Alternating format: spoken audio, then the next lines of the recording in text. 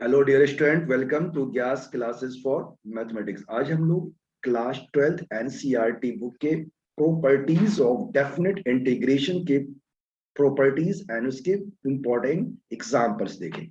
चलो, सबसे पहला पॉइंट हमारा है integration of a to b f of x d x. तो आप इसको लिख सकते हो a to b f of t d t. मतलब जो वेरिएबल से आप उस वेरिएबल को अगर चेंज करते हैं तो उससे कोई फर्क नहीं पड़ेगा। A to b f of x d x को आप सिंपली क्या लिख सकते हो, a to b f of t dt।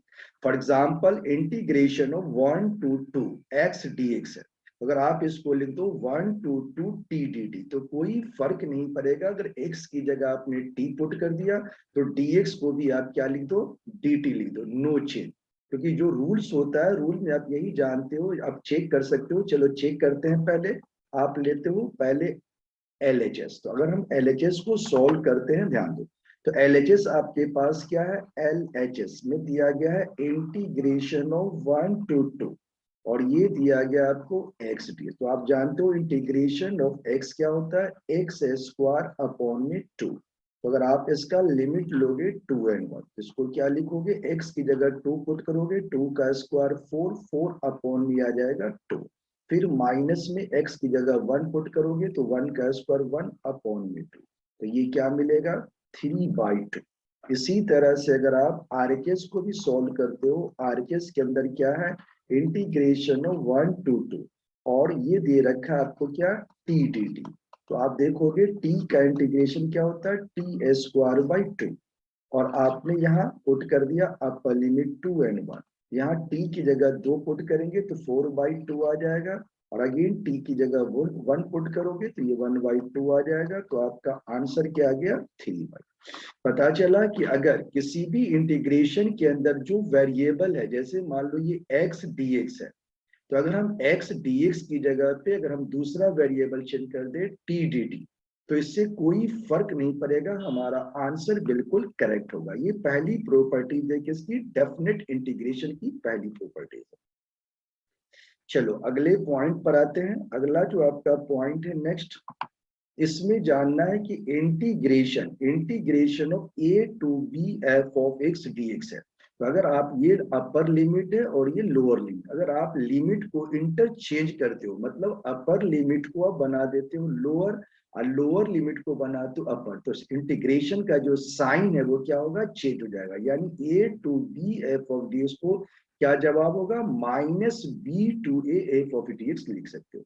जैसे हमने एग्जांपल दिया है 1 to 2x स्क्वायर dx है, तो इसको आप लिख सकते हैं माइनस में। अब ये लिमिट चेंज हो गया, इंटरचेंज, यानी ये आ गया 1, ये आ गया 2। आप इसको चेक कर सकते हो कि इसका आपका आंसर बिल्कुल सही आएगा। एलएचएस में एक्स स्क्वायर dx है, तो एक्स स्क्वायर का इंटीग्रेशन क्या होता है, एक्स क्यू अपॉन में 2 और लिमिट आपके पास है 2 and 1।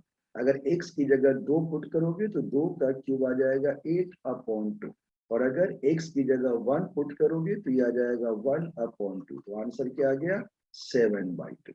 इसी तरह से अगर आप देखोगे आरएचएस के अंदर, आरएचएस के अंदर देखोगे माइनस आपके पास पहले है और integration of x square d x है, तो यहाँ भी क्या आ जाएगा, एक्स का क्यूब अपॉन में 3 और लिमिट की बात करें तो ये 1 and 2 है। फिर ये माइनस का साइन ऐसे ही रहेगा, 1/, में आपका 3 आ गया और माइनस में 2 का क्यूब होता है 8, 8/3। फिर आप देखोगे क्या लिख सकते हो, तो माइनस आपका ऐसे ही रहेगा, 1 माइनस 8 होता है माइनस का 7/3। अब अगर ब्रैकेट को खोलोगे तो क्या मिलेगा, 7/, में क्या आ जाएगा, 3। तो आपने देखा पहले वाले में यहाँ भी हमारे पास क्या था, 3 था, एक्स का क्यूब अपॉन में 3, तो ये आ जाएगा आपका 8/3 और ये भी हमारा क्या आएगा, 3। तो हमारा राइट आंसर क्या आ गया, 7/3 यहाँ भी है और ये भी आंसर क्या आ जाएगा, 7/3। तो राइट आंसर दोनों का क्या आ गया, सेम आ गया, LHS इक्वल टू RHS। तो ये था आपका प्रॉपर्टी नंबर 2 कि अगर a to b f of x dx है, यानी lower limit a upper limit b है, अगर आप इसको इंटरचेंज करते हो यानी लोअर लिमिट b बना देते हो और अपर लिमिट a, तो साइन ऑफ जो होगा, साइन रिजल्ट का जो साइन होगा, आंसर जो आएगा वो क्या आएगा, निगेटिव में आ जाएगा। चलो अगले पॉइंट पे आते हैं। अगला जो आपका क्वेश्चन है प्रॉपर्टी नंबर 3। तो प्रॉपर्टी नंबर 3 में आप देखोगे कि प्रॉपर्टी नंबर 3 में आपके पास ये दिया गया है। और 3 में आप देखोगे, चलो पहले 2 चेक कर लो 2 में क्या था, राइट है। अब आते हैं 3 पे। 3 में आप देखोगे integration of a to a f of d. अगर किसी भी इंटीग्रेशन का लोअर लिमिट अपर लिमिट दोनों सेम हो तो इसका जवाब क्या आएगा, जीरो आएगा हमेशा। Integration of a to a f d s zero होगा। जैसे integration of 2 to 2 x square d x always क्या होगा, जीरो। आप इसको चेक कर सकते हैं। आप देखोगे कि इंटीग्रेशन ऑफ एक्स स्क्वायर क्या होता है, एक्स क्यूब, और अपॉन में आपका आ जाएगा 3। और लिमिट आपको अगर दिया गया है 2 और नीचे भी 2 है तो 2 का क्यूब 8 होता है, तो ये आ जाएगा 8/3। फिर माइनस में लोअर पुट करोगे तो ये भी आ जाएगा 8/3। तो आपका जवाब क्या आ गया, जीरो। तो बिल्कुल राइट है। ये प्रॉपर्टी थर्ड याद रखना है, ए टू ए, यानी अगर लोअर अपर लिमिट दोनों सेम है तो उसका जो आंसर आएगा इंटीग्रेशन का वो क्या आएगा, जीरो आएगा। चलो अगले पॉइंट पे आते हैं। ये हमारा है पॉइंट नंबर 4। तो पॉइंट नंबर 4 में आप देखोगे कि integration of a to b f of x d x. तो ए और बी के बीच में कोई नंबर अगर लाई कर रहा, मान लो सी है, तो a to c f of d x plus में हो जाएगा c to b f of x d x. तो कोई फर्क नहीं पड़ेगा। A to b f of d x को क्या लिख सकते हो, a to c f of x d x plus c to, where c क्या है, numbers lies between a and b. तो आप इस प्रॉपर्टी के ऊपर देखो, integration of 1 to 3 x d x है। तो अगर हम 1 और 3 के बीच में क्या आता है, 2 आता है। तो अगर हम इसको लिख दे 1 to 2 x d x plus 2 to 3 x d x, तो कोई फर्क नहीं पड़ेगा, आपका आंसर बिल्कुल राइट आएगा। तो चलो चेक करते हैं। पहले आप ले लो एल एच एस। तो क्या जानते हो, इंटीग्रेशन ऑफ एक्स क्या होगा, एक्स स्क्वायर अपॉन में 2, और इसकी अपर लिमिट क्या है 3, लोअर लिमिट क्या है 1। तो अगर आप x की जगह 3 पुट करोगे तो यह आ जाएगा 9/2, माइनस में 1 पुट करोगे तो यह आ जाएगा 1/2, तो ये आ जाएगा आपका 8/2, दैट इज 4। अब अगर हम RHS की बात करें तो RHS में देखोगे इंटीग्रेशन ऑफ x dx है, तो ये आ जाएगा आपका x square by 2। Upper limit आपका 2 है और लोअर लिमिट दिया गया है 1। फिर प्लस में आप देखोगे कि ये हमारा x है, तो ये आ जाएगा अगेन एक्स स्क्वायर बाई 2, और अपर लिमिट 3 है और लोअर लिमिट 2। अब इसको सॉल्व करेंगे तो 2 पे x की जगह 2 पुट करोगे तो ये आ जाएगा 4/2 यानी 2। 1 पुट करोगे तो प्लस में आपका आ जाएगा 1/2। अब लोअर लिमिट पुट करोगे तो माइनस में आएगा, तो लोअर लिमिट पुट करेंगे तो आपने देखा पहले आपने 2 पुट किया था तो ये आ गया x का स्क्वायर यानी 2 का स्क्वायर बाई 2 यानी 4/2 2, और माइनस में आ जाएगा 1/2। यहाँ पे आपने पुट कर दिया लोअर लिमिट। अब इसके बाद दूसरी बारी है, x की जगह 3 पुट करोगे तो x की जगह अगर आप 3 पुट करोगे तो ये भी क्या है, एक्स स्क्वायर बाई 2 है। तो x की जगह 3 पुट करोगे तो 9/2 आ जाएगा आपका प्लस में, और माइनस में फिर क्या आ जाएगा, अगर x की जगह 2 पुट करोगे 4/2 यानी 2 आ जाएगा। अगर आप इसको सॉल्व करोगे तो क्या देखा आपने, ये -2 ये +2, तो ये कैंसिल हो जाएगा, और -12 प्लस 9/2 क्या होगा, अगेन आपको मिलेगा 8/2, क्या आ गया 4। तो LHS भी 4 है और RHS भी 4। आपका आंसर बिल्कुल राइट है। इसी तरह से आप देखोगे कि जो हमारा अगला पॉइंट है, फिफ्थ पॉइंट। फिफ्थ में क्या कह रहा है, a to b f of x d s क्या होगा, a to b f of a plus b minus x d x लिख सकते हो। यानी अगर 1 टू 2 एक्स डी एक्स है तो अगर कोई बच्चा इसको लिख दे 1 + 2 3 होता है, F of 3 minus x d x, तो भी इसका आंसर क्या होगा, बिल्कुल करेक्ट होगा। चलो चेक करते हैं। तो सबसे पहला पॉइंट है, आपने देखा इंटीग्रेशन ऑफ x हमारा होता है एक्स स्क्वायर अपॉन में 2, और इसका अपर लिमिट 2 है, लोअर लिमिट 1।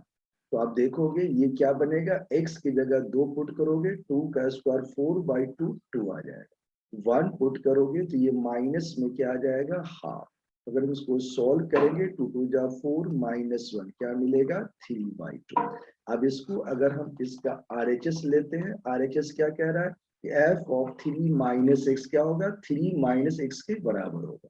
तो इंटीग्रेशन ऑफ 3 क्या होता है 3x हो जाएगा और माइनस में आ जाएगा आपका x²/2।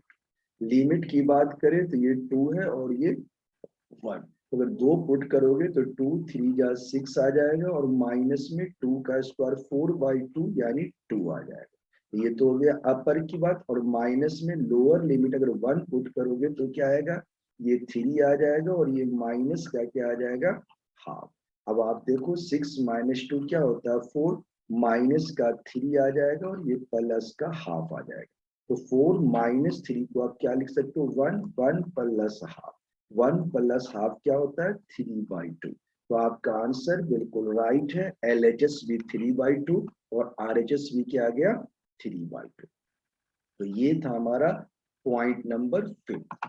6 पॉइंट में देखोगे integration of 0 to a f of ds को क्या लिख सकते हो 0 to a f of a minus 6 ds। तो कोई फर्क नहीं पड़ेगा। जैसे 0 से π/2 sin dx है, अगर इसको लिख दे 0 से π/2 sin π/2 माइनस, तो कोई फर्क नहीं पड़ेगा। चलो चेक करते हैं इसको। तो सबसे पहला काम है इंटीग्रेशन ऑफ साइन एक्स। तो आप जानते हो कि साइन एक्स का इंटीग्रेशन यानी साइन एक्स किसका डेरिवेटिव है। तो डेरिवेटिव ऑफ कॉस एक्स क्या होता है माइनस का साइन, यानी इंटीग्रेशन ऑफ साइन एक्स हो जाएगा हमारा माइनस का कॉस एक्स। और लिमिट दिया गया आपको π/2 एंड 0। अगर आप वैल्यू पुट करोगे तो ये आ जाएगा माइनस का कॉस एक्स की जगह पुट किया π/2। और फिर माइनस में आप क्या आ जाएगा, तो ये आ जाएगा माइनस में हमारा आ जाएगा cos 0। अगर आप इसको सॉल्व करोगे cos 90 हमारा क्या होता है, cos 90 हमारा हो जाता है 0। ये तो आ गया आपका माइनस का 0। और cos 0 क्या होता है 1, तो ये आ जाएगा माइनस माइनस प्लस, यानी आपका आंसर 1 आ गया।